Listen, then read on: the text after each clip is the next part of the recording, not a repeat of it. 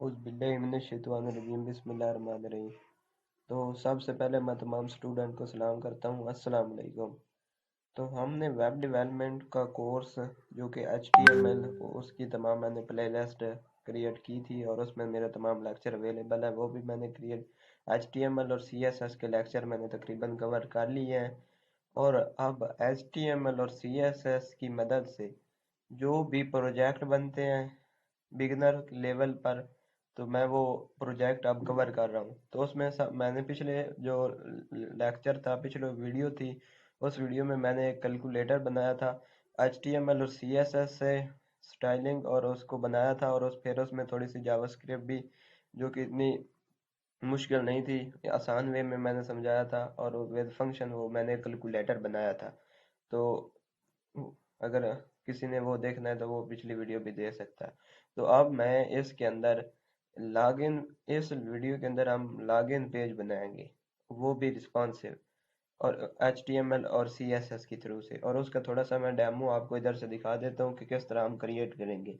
तो मैं इधर आकर आपको दिखाता हूँ। हम इस तरह का एक लॉगिन पेज बनाएंगे जो कि रिस्पॉन्सिव होगा, और देखो दिखने में भी कितना अच्छा लग रहा है। और इसके अंदर मैं आपको दिखाता हूँ। इसके अंदर आप अगर इस तरह लिखेंगे, कोई भी आप ईमेल ईमेल के बगैर अगर आप लॉगिन करेंगे ना, तो ये पूछेगा please fill out this field. ये ऑप्शन भी होगा इसके अंदर। तो अगर आप इसको फिर जीमेल के साथ इस तरह लिखेंगे तो फिर ये ऑप्शन नहीं मांगेगा। तो आप देखना, अब लॉगिन करो तो ये कह रहा है कि please fill out this field, enter your password. Password को आप फिल करेंगे। अगर मैं इधर पासवर्ड देता हूँ तो ये फिर लॉगिन हो जाएगा इस तरह। अभी चूंकि इसके अंदर फिर हम आगे जावास्क्रिप्ट वगैरह ऐड करेंगे और PHP या बैकएंड के, तो फिर जाकर ये उधर डेटाबेस में ये स्टोर होगी। लेकिन अभी सिर्फ हम HTML और CSS के थ्रू से लॉगिन पेज इस तरह बनाएंगे। और आप ये देख लेना, ये ये एक रिस्पॉन्सिव भी है। अगर मैं इसको छोटा करता हूँ ना, इस तरह करते हैं हम छोटा, और अब देखो ये छोटी स्क्रीन पर भी ये खुद को इसने एडजस्ट कर लिया है। तो ये होता है। अब मैं आपको इधर से भी दिखा देता हूँ इसको रिस्पॉन्सिवनेस। अगर हम इसको इंस्पेक्ट करते हैं, और ये देखो अब पूरी रिस्पॉन्सिवनेस में है। तो ये इसकी रिस्पॉन्सिवनेस है। तो अब हम इसको, आइए हम इसको क्रिएट करते हैं। तो सबसे पहले मैं अपने डैशबोर्ड पर आता हूँ, और इधर आकर डेस्कटॉप पर आते हैं, और इधर आकर मैं एक न्यू फोल्डर क्रिएट कर लेता हूँ। और उस फोल्डर का नाम हम रख लेते हैं लॉगिन पेज। लॉगिन पेज लिख देता हूँ मैं, इंटर करते हैं। अब इसको ओपन विद कोड करते हैं। तो हम अपने VS कोड में पहुंच जाएंगे। तो इधर आकर हम अपना अब प्रोजेक्ट स्टार्ट कर देते हैं। तो इधर आकर मैं इसको थोड़ा सा बड़ा कर देता हूँ, और इधर आकर पहली फाइल में क्रिएट कर लेता हूँ जिसके अंदर हम सारा HTML का अपना काम करेंगे। तो उसके लिए मैं सबसे पहले index.html की एक फाइल क्रिएट करता हूँ। तो इंटर करते हैं, और Shift+1 दबाकर हम अपना बेसिक कोड जनरेट कर लेंगे एमिट के थ्रू से। और ये HTML की बॉयलर प्लेट है। और इस डॉक्यूमेंट में हम ये मैं लिख देता हूँ कि आज हम क्या क्रिएट करेंगे, लॉगिन पेज बनाएंगे थ्रू किसके, एच HTML CSS की थ्रू से। और इसके अंदर आकर मैं एक और फाइल क्रिएट, पहले चलो अब बॉडी में आते हैं, और इसके अंदर हम CSS की भी फाइल इंक्लूड कर लेते हैं। तो हम इसके अंदर कौन सी यूज करेंगे, एक्सटर्नल CSS यूज करेंगे। तो एक्सटर्नल CSS के लिए हम लिंक के थ्रू से उस फाइल को ऐड करते हैं, लिंक करते हैं। तो उसके लिए मैं सबसे पहले style.css फाइल क्रिएट करता हूँ। स्टाइल की जगह आप कोई भी नेम लिख सकते हैं अपनी आसानी से। तो मैं इंटर करता हूँ, और ये मेरे पास हो गई। अब मैं इसको इधर आकर हेड के नीचे आकर इसको लिंक करते हैं। तो आप इसको डायरेक्टली भी इस तरह लिंक कर सकते हैं, और आप इसको राइट करके भी लिख सकते हैं। तो अब मेरी ये लिंक हो गई। अब मैं आता हूँ बॉडी में, और हम अपना प्रोजेक्ट बनाते हैं और लॉगिन पेज बनाना शुरू करते हैं। तो उसके लिए सबसे पहले मैं एक डिव क्रिएट कर लेता हूँ। तो उसको क्लास दे दूंगा। तो आप अपनी मर्जी से कोई भी क्लास दे दे। तो मैं जो देता हूँ, मैं एक रैपर नेम से क्लास दे देता हूँ, जो कि मेरे पास इस तरह बन गई। तो इस डेव क्लास जो मैंने इधर क्लास बनाई है रैपर, और इसके अंदर आकर मैं एक फॉर्म टैग ले लेता हूँ।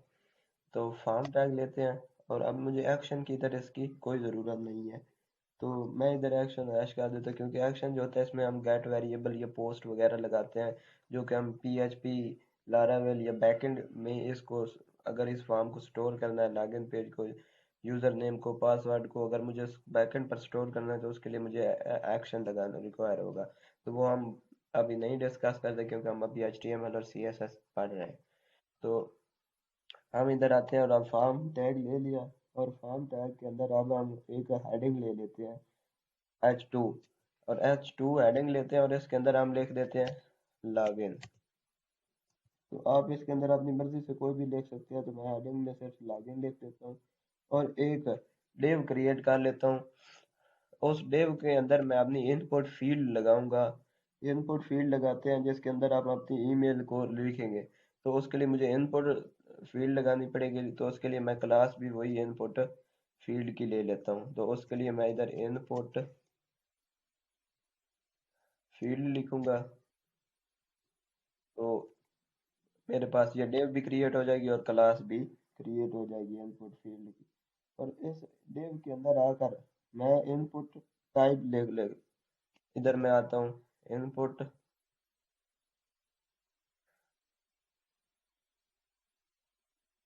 तो इनपुट टाइप जो है मैं टेक्स्ट ले लेता हूँ। ये मेरे पास शॉर्ट कट है, तो इस तरह भी हम यूज़ कर सकते हैं। तो इनपुट में टेक्स्ट ले लेता हूँ, और इसके अंदर नेम और आईडी की अभी मुझे ज़रूरत नहीं, क्योंकि नेम जो होती है वो PHP और या लारा बैकएंड की लैंग्वेज के लिए इस्तेमाल होता है। अगर हम इस डाटा को उधर फैच करना चाहते हैं तो उसके लिए ये इस्तेमाल होता है।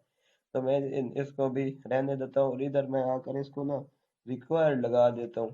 तो रिक्वायर्ड से ये होगा कि अगर कोई भी आकर इधर इस इनपुट फील्ड को फेल नहीं करेगा, तो वो आगे नहीं जा सकेगा।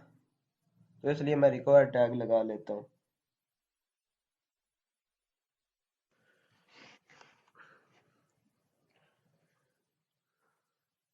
तो हमने इधर इनपुट टाइप जो है उस फील्ड को रिक्वायर्ड कर दिया। अब अगर ये फेल नहीं होगी तो ये हमें मैसेज शो कर देगा कि इनपुट फील्ड फेल। मैं अब इसको ना इधर से हम कॉपी पास करते हैं, शिफ्ट प्लस आल्ट प्लस सी से भी कॉपी पास कर सकते हैं, और इधर से हम डायरेक्टली भी कर सकते हैं, तो आपको जो बेटर वे लगे। तो इधर आते हैं हम अपने ब्राउज़र में, और इधर आकर हम इसको पेस्ट करते हैं, और इसी तरह हम इसको बनाते हैं, कंट्रोल V से पेस्ट करते हैं, और हमारे पास कुछ इस तरह की शेप बन गई है। तो अब हम आकर ना इसको हल करते हैं। अब मैं इसको ये इंस्पेक्ट को रिमूव कर देते हैं, और इधर से हम साथ साथ इसको देखते जाएंगे, और इसी तरह हम बनाएंगे। तो VS कोड में आते हैं, और इधर आकर हम ना इसके अंदर आकर इनपुट जो फाइल है वो लगा दिया हमने लॉगिन। अब हम नीचे आकर इसको लेबल करते हैं। जो हमने इनपुट लेते हैं उसको हम लेबल करते हैं, और उस लेबल को लगाने के लिए इधर मैं लेबल टैग लेता हूँ। और लेबल टैग जो है इसके अंदर हम लिखते हैं कि इंटर यूर ईमेल। तो मैं फार को एक बार रिमूव कर देता हूँ।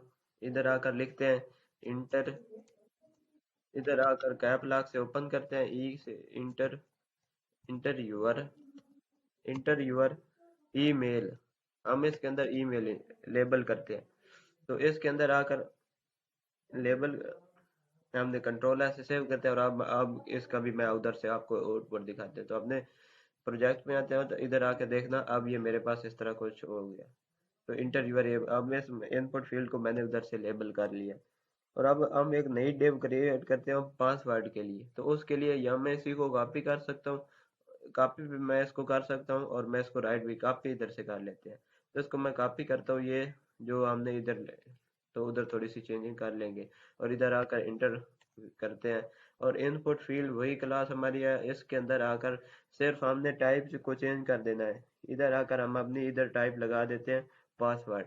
तो ये अब सिर्फ पासवर्ड के लिए मतलब अगर करैक्टर को लेगा। तो इधर मैं आकर इसकी फील्ड जो है पासवर्ड कर देता हूँ। तो उसके लिए मैं इधर लिखता हूँ पासवर्ड। अगर आपको नहीं इस तरह पता तो आप इसको इधर से सजेशन भी आप लगा जिस तरह ये लिखेंगे इक्वल, तो इधर आकर DASS पासवर्ड, तो हमने इनपुट टाइप कौन सी कर दी, पासवर्ड, और इसको भी हम इधर से रिक्वायर्ड है, ये भी जरूरी है। तो अब कंट्रोल एस से सेव करते हैं और इधर आकर इंटर यूर, इधर लिख देते हैं पासवर्ड। तो मैं इधर लिख देता हूँ इंटर यूर पासवर्ड, तो ये लिख दिया। कंट्रोल एस से सेव करते हैं, इधर आकर आप देखते हैं F5 से, तो मेरे पास कुछ ये दो फील्ड आ गई। अगर मैं इसको ना, ये देखो इंटर करते हैं, तो ये मेरे पास ईमेल किया और ये पासवर्ड किया है। तो अब नीचे आते हैं हम, और आकर इसके अंदर हम अगला अपना स्टार्ट करते हैं। तो इसको भी मैंने लेबल भी कर लिया, तो ईमेल और पासवर्ड की मैंने इनपुट जो है वो क्रिएट कर ली। तो अब आकर हमें वो नीचे जो फॉरगेट अगर हमें भूल जाती है, तो उसके लिए हम जो लेते हैं, उसके लिए मैं एक डेव लेता हूँ। नीचे आकर हम एक डेव लेते हैं, और उस डेव को हम फॉरगेट क्लास भी उसी को फॉरगेट दे देते हैं। तो मैं उसको ना फॉरगेट की क्लास लेता हूँ, तो उसके लिए मैं शॉर्ट का यूज करता हूँ।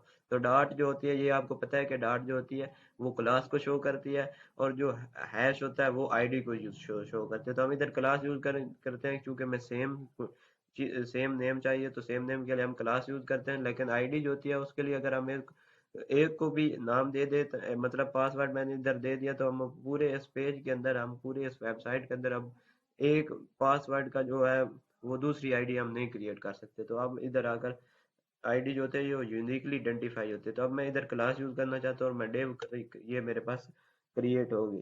तो इसके अंदर मैं इसको भी लेबल करता हूँ किसके साथ, इस डेव के अंदर आकर मैं इसको लेबल कर देता हूँ रिमेम्बर के साथ। तो याद, मतलब अगर भूल जाती है तो उसको मुझे रिमेम्बर किया जाए।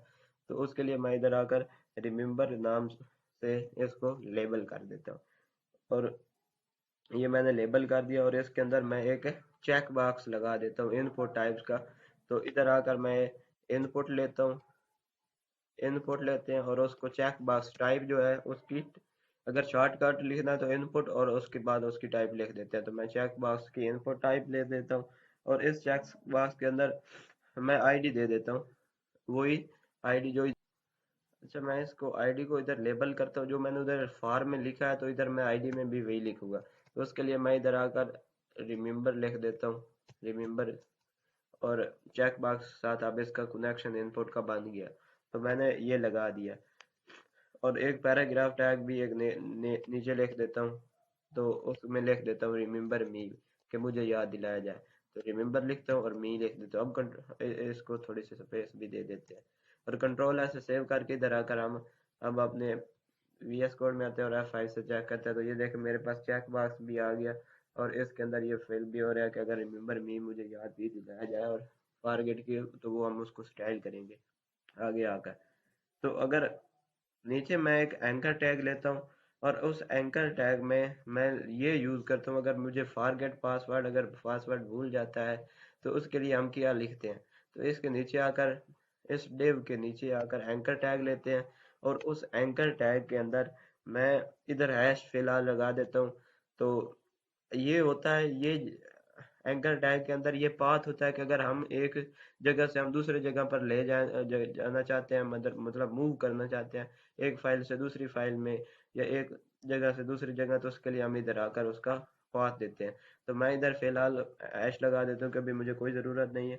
तो इसके अंदर मैं आकर लिख देता हूँ फॉरगेट पासवर्ड। अगर मुझे फॉरगेट पासवर्ड हो तो क्या हो, इधर फॉरगेट पासवर्ड में लिख देता हूँ एंकर टैग के अंदर, और इसके नीचे आकर अब ये डेव क्लोज हो गई। तो ये मैं ये एंकर टैग इसी के अंदर लिखता हूँ, कंट्रोल सी से कॉपी करता हूँ और कंट्रोल एक्स से इसको रिमूव कर देता हूँ, और इधर आकर इसी डेव के अंदर मैं इसको करना चाहता हूँ, क्योंकि इसी के अंदर हम सारा काम कर रहे हैं। तो इसी के अंदर मैं आकर इसका एंकर टैग यूज कर देता हूँ। लेकिन ये जो चेक बॉक्स वाला हमने ये सारा काम किया है, इस सब को भी हमने लेबल टैग के अंदर हम इसको रखेंगे। तो इस मैं इस पूरे को इधर से कॉपी करते हैं, हम इसको इधर से यहाँ तक कंट्रोल सी से कॉपी करते हैं, और कंट्रोल एक्स से इसको रिमूव करके इसके अंदर रखते हैं, और कंट्रोल वी से पेस्ट कर देते हैं। तो मेरे पास ये कुछ इस तरह का लेबल टैग आ गया। कंट्रोल एस से सेव करते हैं और इधर आकर हम इसको F5 से फ्रेश करके चेक करते हैं। तो ये मेरे पास अभी इसका एंकर टैग है। तो एंकर टैग के बारे में मैंने लेक्चर दिया, अगर किसी को नहीं पता तो वो उधर से देख सकता है। तो अब आकर हम नीचे एक बटन क्रिएट करते हैं सबमिट टाइप का। तो अगर हमें सबमिट, मैं लॉगिन वाला, तो इसके अंदर उसकी मैं टाइप बटन की क्या रखूंगा, सबमिट भाई। वो अगर हम उस पर क्लिक करें तो वो सबमिट हो जाए। तो उसके लिए मैं बटन लिखूंगा, बटन और उसकी टाइप। टाइप बटन क्या है, उसकी टाइप इधर लिखते हैं हम सबमिट। तो मुझे ये नीचे उसने सजेशन दे दी और मैं इसको क्लिक कर देता हूँ और इसके नीचे इधर मैं लिख देता हूँ कि लॉगिन हेयर। अच्छा, कंट्रोल एस से सेव करते हैं और इधर आकर F5 से फ्रेश करके देखते हैं। तो ये देखो मेरे पास अब बटन भी आ गया। तो हमने, अब हम एक और क्रिएट कर लेते हैं रजिस्टर वाली भी। अगर अगर आप आपका अकाउंट नहीं है तो आप जाकर पीछे वापस जाएं और दोबारा जाकर रजिस्टर करें। तो उसके लिए मैं क्या आता हूँ, मैं इधर दोबारा आता हूँ और इसके अंदर आकर एक और डेव क्रिएट कर लेता हूँ और उस डेव को मैं रख देता हूँ नाम रजिस्टर के। क्या मैं इधर आता हूँ, इसको बल्कि इससे इसकी डेव से बाहर में आकर काम करता हूँ। तो इधर आकर हम बटन जो है उस बटन के नीचे आकर हम इसी बटन में आते हैं और इस इधर गया, इधर आकर हम लिखते हैं रजिस्टर नाम की एक क्लास ले लेते हैं। तो उसके लिए मैं इधर रजिस्टर लिखूंगा डॉट, और ये मेरे पास डेव भी क्रिएट हो जाएगी और उसकी क्लास भी।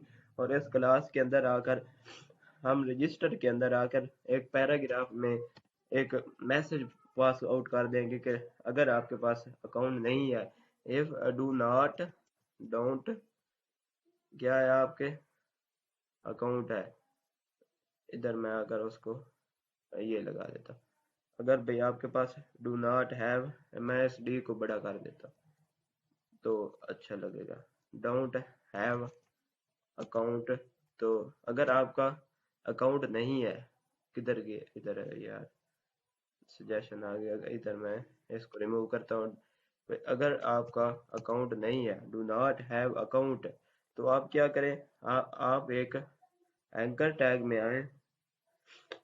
इसी पैरा मैसेज क्या मैं शो करना चाहता, अगर आपका अकाउंट नहीं है तो आप, तो इसके अंदर मैं मैसेज ये देता हूँ कि अगर मेरे पास अकाउंट नहीं है, तो उसके अंदर मैं एक एंकर टैग ले लेता हूँ और उस एंकर टैग में मैं ये मैसेज दे देता हूँ कि इसका भी मुझे पाथ नहीं देना कि, लेकिन अगर मैं इधर कोई पाथ दे दूंगा कि अगर मेरा अकाउंट नहीं है, तो मैं साइन अप पेज वाले का मैं पाथ दे देता हूँ कि दोबारा जाकर आप उसको लॉगिन करें, उधर आकर अपना यूज़र नेम पासवर्ड और अपनी सारी इन्फॉर्मेशन फिल करें और उसके बाद आकर इधर आप लॉगिन करें। तो वो मैं अगर कोई बंदा साइन अप पेज बनाया तो उसका लिंक भी देंगे, तो वो हम अगर कोई प्रोजेक्ट बड़ा बनाएंगे तो उसके अंदर मैं आपको क्लियर कर दूंगा। तो इधर आकर हम इधर हैश लगाते हैं और अभी भाई हमें कोई ज़रूरत नहीं, इसलिए हैश हम लगा देते हैं।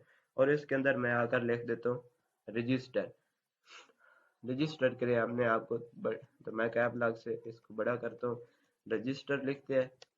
और रजिस्टर करके बाद एंकर टैग भी मैंने इसके अंदर अब यूज कर लिया और हमने इसके अंदर, अब मैं कंट्रोल एस से सेव करके आप इधर आकर आपको F5 से फ्रेश करके दिखाते हैं।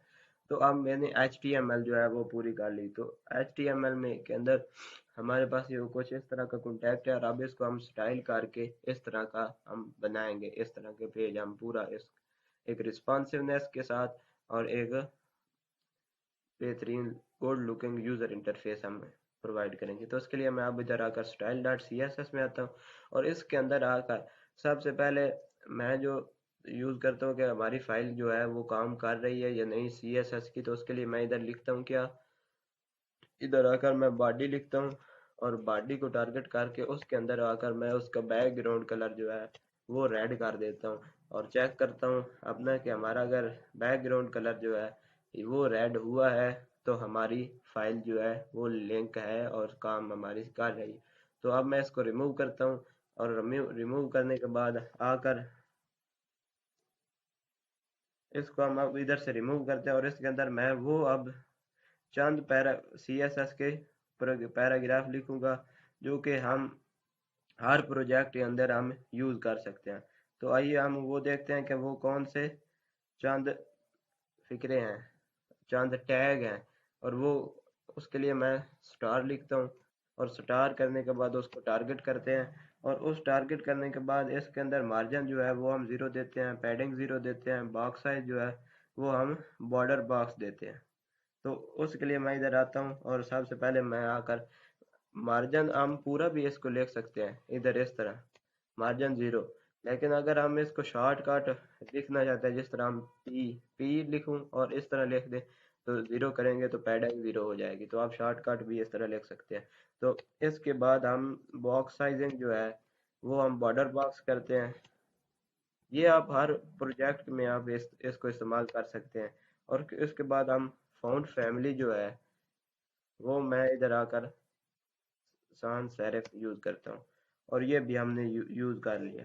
तो अब हम अपने प्रोजेक्ट में आते हैं, कंट्रोल एस से सेव करते हैं, इधर आकर हम अपने F5 से फ्रेश करते हैं, और ये हमारा कुछ इस तरह का आ गया। अब वो इधर से वो कुछ तरतीब में आ गया, और अब हम इसको हल करते हैं, और बॉडी में अब इसको बॉडी को टारगेट करते हैं, और उसके अंदर हम आकर वर्क करना स्टार्ट करते हैं।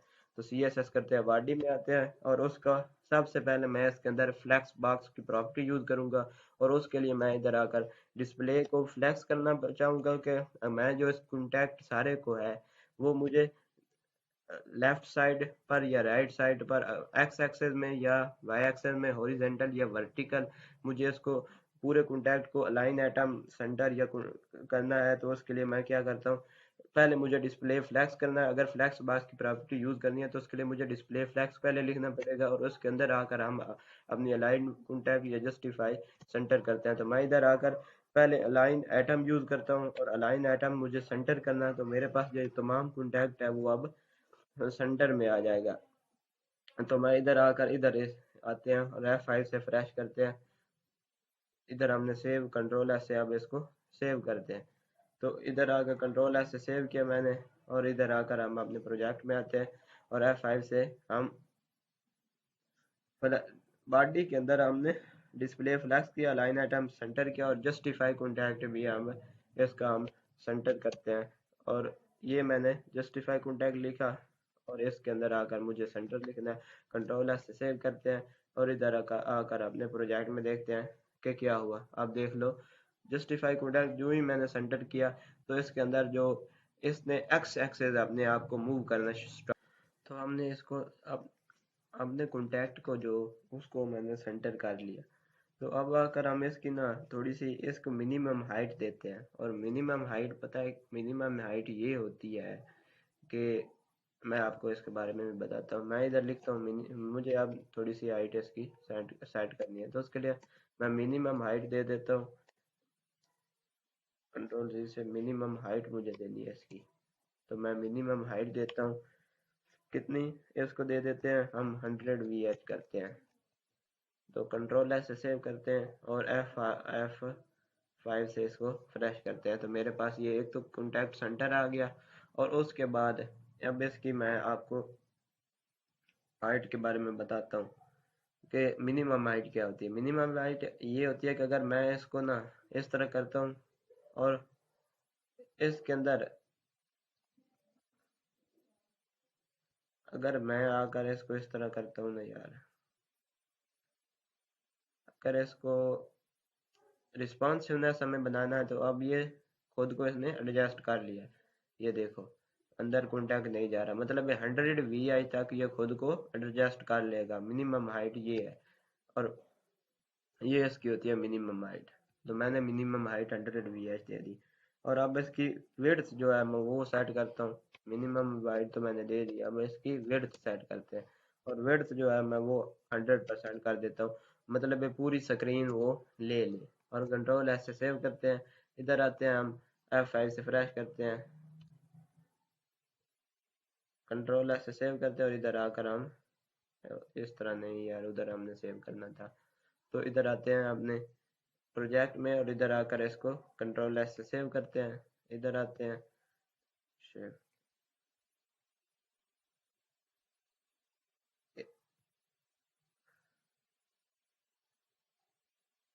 तो इस तरह का आ गया। हमने इसकी विड्थ भी से दे दी, और पैडिंग आप देती है टॉप बॉटम से। हमें कोई ज़रूरत नहीं है। और लेफ्ट राइट से भी हम इसको अब CSS में की फाइल में आते हैं और इधर आकर हम इसको पैडिंग देते हैं। तो पैडिंग के बारे में, पैडिंग क्या होती है? पैडिंग ये होती है कि हमारा जो जो बॉर्डर और बॉर्डर और एलिमेंट से फासला, बॉर्डर और एलिमेंट के दरमियान जो फासला होता है, जो स्पेस होती है, उसको हम पैडिंग कहते हैं। और इसको पैडिंग हमें देनी पड़ेगी, टॉप बॉटम से मैं 0 दे देता हूँ और लेफ्ट राइट से मैं 10 पिक्सल कर देता हूँ। कंट्रोल ऐसे सेव करते हैं और इधर आकर F5 से फ्रेश करते हैं। कोई फर्क नहीं हुआ अभी तक क्योंकि पैडिंग पूरी है। तो अब आते हैं हम बॉडी के अंदर। बॉडी के अंदर हम बिफोर एक लगाते हैं और बिफोर के अंदर आकर इसको टारगेट करते हैं और इधर आकर मैं बॉडी लिखूंगा और बॉडी के अंदर मैं कुछ इस तरह लिखूंगा और बिफोर लिखते हैं और बिफोर को इसके बॉडी को टारगेट करते हैं और टारगेट के अंदर आकर मैं कॉन्टैक्ट जो है वो कर देता हूँ। फिलहाल इसको खाली छोड़ देते हैं। तो पोजीशन जो है मैं इसकी रिलेटिव नहीं बल्कि एब्सोल्यूट करते हैं। पोजीशन इसकी एब्सोल्यूट करते हैं, फिक्स्ड नहीं करते क्योंकि हमें चेंज करनी पड़ेगी। मतलब है ये एब्सोल्यूट है, पोजीशन एब्सोल्यूट करते हैं। कंट्रोल से सेव करते हैं। तो हमारे पास कुछ अभी इसको हमने बैकग्राउंड कलर वगैरह दिया तो इसका सही तरह समझ आ जाएगी। और नीचे आते हैं और इसकी अब विड्थ सेट करते हैं। भाई बिफोर बिफोर इसकी क्या, अब इसकी विड्थ सेट करते हैं। विड्थ इसकी मैं 100% मतलब पूरी स्क्रीन कर लेते हैं और हाइट भी मैं इतनी इतनी ही दे दूंगा। अब इसकी हाइट देते हैं, हाइट भी मैं इसकी 100% ही कर देता हूँ। और इसके बाद मैं इसकी नीचे आकर बैकग्राउंड जो है, बैकग्राउंड पर जो मैं ये मेरे पास पिक्चर लगी हुई है तो उसके लिए मैं इधर आकर बैकग्राउंड लिखता हूँ और उसके अंदर URL लगाऊंगा और URL के अंदर मैं आकर वो लगाऊंगा URL। तो मैं इधर से आकर जो मेरे पास कंट्रोल से सेव करते हैं और यार कंट्रोल F5 से फ्रेश करते हैं और इधर आकर जो हमारे पास ये पीछे किधर गई ये ये पिक्चर,